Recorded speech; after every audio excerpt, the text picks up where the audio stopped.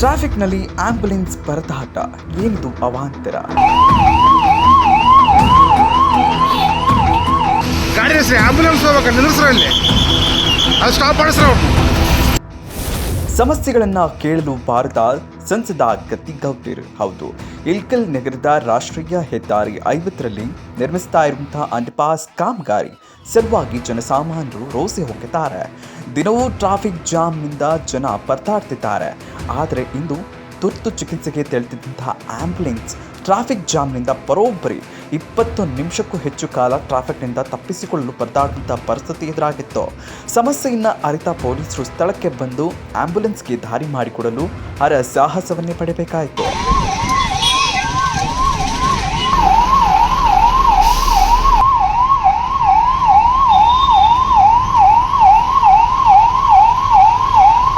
ಗಾಡಿ ಆಂಬ್ಯುಲೆನ್ಸ್ ಹೋಗ್ಬೇಕು, ನಿಲ್ಲಿಸ್ರಲ್ಲಿ ಅದು ಸ್ಟಾಪ್ ಮಾಡಿಸ್ರ. ಅವ್ರನ್ನ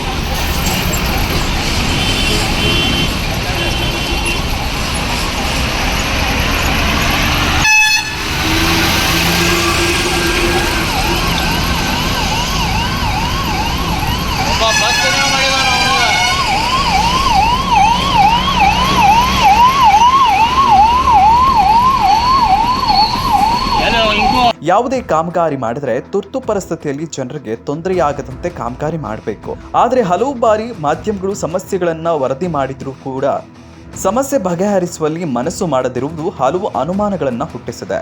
ಇತ್ತ ಕಾಮಗಾರಿ ಚಾಲನೆ ನೀಡಿದ ಸಂಸದ PC ಗದ್ದಿಗೌಡರ್ ಈ ಅಂಡರ್ಪಾಸ್ ಕಾಮಗಾರಿಯಿಂದ ಸಮಸ್ಯೆಗಳನ್ನು ಬಗೆಹರಿಸುವ ಸ್ಥಳ ಪರಿಶೀಲನೆ ಮಾಡಿ ಸಮಸ್ಯೆ ಬಗೆಹರಿಸ್ತೇನೆ ಎಂದು ಹೇಳಿ ತಿಂಗಳು ಕಳೆದರೂ ಯಾರೊಬ್ಬರೂ ಇತ್ತ ಸುಳಿಯದಿರುವುದು ಜನರಲ್ಲಿ ಅನುಮಾನ ಹುಟ್ಟಿಸಿದೆ.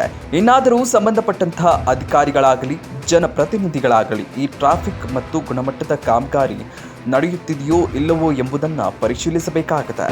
ಗಾಡಿ ಆಂಬ್ಯುಲೆನ್ಸ್ ಹೋಗ್ಬೇಕು, ನಿಲ್ಲಿಸ್ರಲ್ಲಿ ಅದು ಸ್ಟಾಪ್ ಮಾಡಿಸ್ರ. ಅವ್ರನ್ನ